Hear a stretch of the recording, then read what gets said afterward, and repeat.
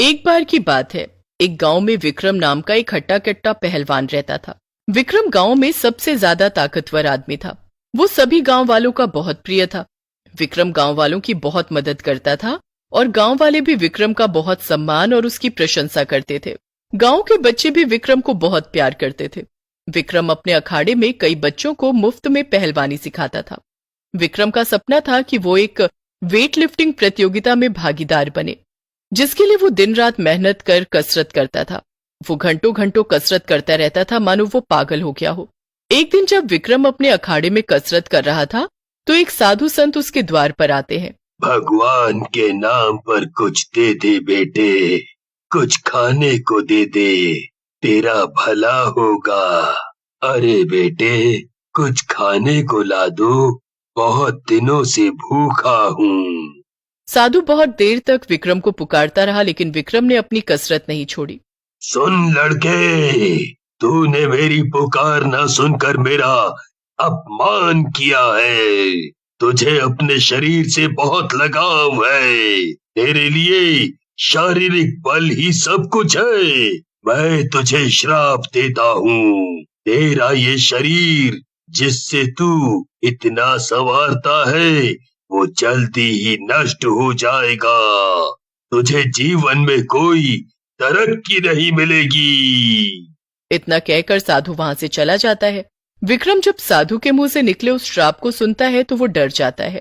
हे साधु महाराज, मुझे माफ कर दो। मुझे अपनी कसरत के कारण आपकी पुकार सुनाई नहीं दी। मुझे माफ कर दो। अपना श्राप वापस ले लो आप। विक्रम जब तक अपनी माफी मांग पाता तब तक वो साधु बहुत दूर जा चुके थे। विक्रम को अपनी गलती का एहसास हुआ और बहुत दिनों तक वो उदास रहा। उसने कई दिनों तक कसरत करना छोड़ दिया, जिसकी वजह से वो अपना शारीरिक बल खोता जाता है। वो धीरे धीरे कमजोर होता जाता है। कुछ ही दिनों में वेट लिफ्टिंग प्रतियोगिता का दिन आ जाता है। विक्रम बहुत ही उदास मन से उस वेट लिफ्टिंग प्रतियोगिता में जाता है। अब आपका स्वागत है गांव के सबसे बड़े वेट लिफ्टिंग प्रतियोगिता में।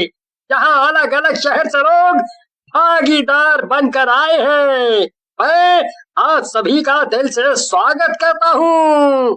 अब देखते हैं इसमें कितना है दम। मैं क्या करूं? अगर मैं ये प्रतियोगिता नहीं जीत पाया तो क्या होगा मेरा? मैंने अच्छे से कसरत भी नहीं करी। और अब हम स्वागत करते हैं विक्रम का। विक्रम जैसे ही वेट लिफ्ट करने जाता है वो असफल हो जाता है। विक्रम अपना पूरा दम लगाकर भी उस वेट को उठा नहीं पाता, जिसकी वजह से वो प्रतियोगिता हार जाता है। निराश होकर विक्रम घर वापस आ जाता है। आज मेरा बहुत बुरा दिन था। मैं प्रतियोगिता नहीं जीत पाया, जिसके लिए मैं इतनी मेहनत कर रहा था। कहीं ये साधु का श्राप तो नहीं? नहीं नहीं, ऐसा नहीं हो सकता। मैंने कसरत अच्छे से नहीं की, इसीलिए मैं हार गया। मैं दोबारा मेहनत करूंगा और अगले साल फिर प्रतियोगिता में जाऊंगा। विक्रम ठान लेता है कि वो अगली बार जरूर जीतेगा, इसीलिए वो पूरे साल पौष्टिक खाने के साथ दिन रात कड़ी कसरत करता है। अगले साल जब विक्रम वेट लिफ्टिंग प्रतियोगिता में जाता है, जैसे ही विक्रम प्रतियोगिता में अपना प्रदर्शन करने जाता है, वैसे ही वो अपने आप को कमजोर पाता है। उसके हाथ में दम नहीं होता, जिसकी वजह से वो वजन उठा ही नहीं पाता। विक्रम की सारी ताकत फीकी पड़ रही थी। वो पूरा दम लगाकर भी वजन नहीं उठा पा रहा था, जिसकी वजह से वो प्रतियोगिता हार जाता है। वो फिर निराश होकर वापस घर चला जाता है। विक्रम ये बात सुनकर बहुत उदास हो जाता है और कसरत छोड़ देता है। विक्रम उदासी में खाना छोड़ देता है। धीरे धीरे वो बहुत कमजोर और पतला होता जाता है। अंत में वो इतना कमजोर हो जाता है कि वो अपने बिस्तर से उठ भी नहीं पाता। धीरे धीरे उसका सांस भी लेना मुश्किल हो जाता है और फिर उसकी उसी बिस्तर पर मौत हो जाती है। अगली सुबह जब गांव वालों को पता चलता है तो वो उसका शव जलाने ले जाते हैं। शव जलने के बावजूद उसे शांति नहीं मिलती, क्योंकि उसे साधु बाबा का श्राप लगा था। वो एक खूंखार बलवान भूत बन जाता है।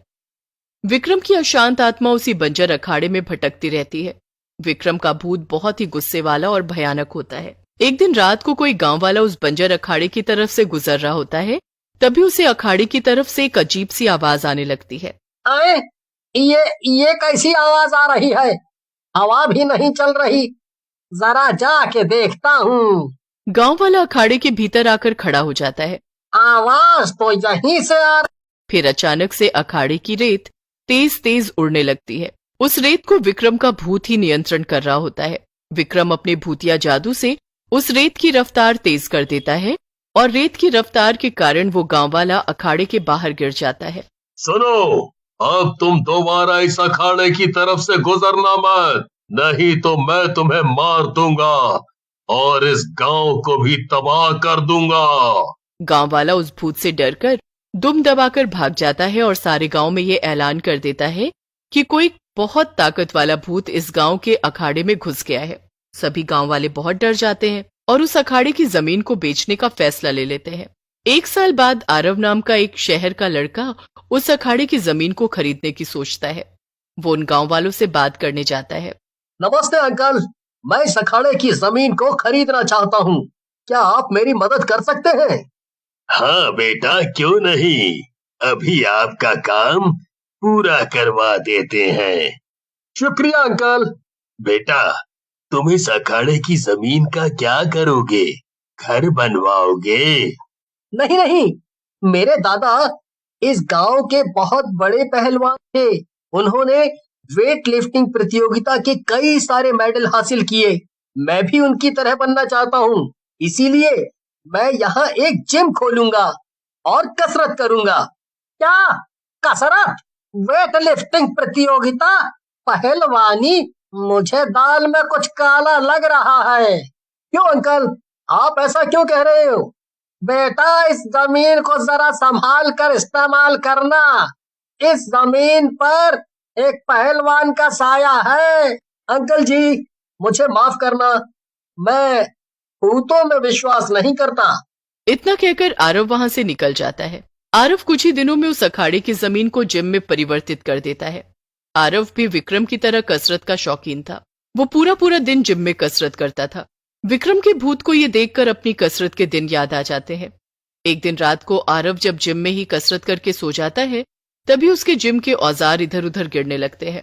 उस आहट से आरव उठ जाता है। अरे, ये आवाज कैसी थी? और ये सामान इधर उधर कैसे बिखरा पड़ा है? मैंने तो इसे सही से रखा था। तभी विक्रम का भूत अपने भयानक रूप में आरव के सामने प्रकट होता है। सुनो बच्चे, अपना सामान लेकर अपने शहर वापस चले जाओ, नहीं तो मैं तुम्हें मार दूंगा। मैं आपसे नहीं डरता। मैं ये जगह छोड़कर कहीं नहीं जाऊंगा। मैं यहाँ अपनी कसरत करूंगा और मुझे कोई नहीं रोक सकता। तुम्हें यहाँ से जाना पड़ेगा। ये जगह मेरी है। मैं यहाँ कसरत करता था, तुम यहाँ नहीं रह सकते। आप और कसरत? मैं नहीं मानता और मैं ये जगह नहीं छोड़ूंगा।